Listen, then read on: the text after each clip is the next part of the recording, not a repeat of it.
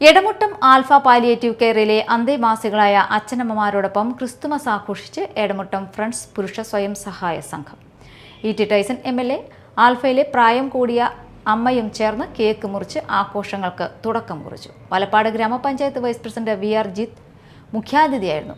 Friends group president Shahil പുതിയ വീട്ടിൽ, Akshay, Benny Alappatt, Adarsh P M, Shameer Elayadath, Naushad M V, Arad V P, V K. Aliyar തുടങ്ങിയവരുടെ നേതൃത്വത്തിലാണ് ക്രിസ്തുമസ് ആഘോഷം സംഘടിപ്പിച്ചത്. തുടർന്ന് സംഗീത വിരുന്ന്, ചെണ്ടമേളം എന്നിവ അരങ്ങേറി.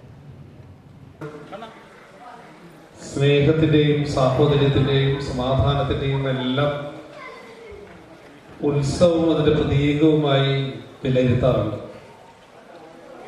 തീർച്ചയായും ക്രിസ്തുമസിന്റെ എല്ലാ നന്മകളും ഉൾക്കൊള്ളുന്നു.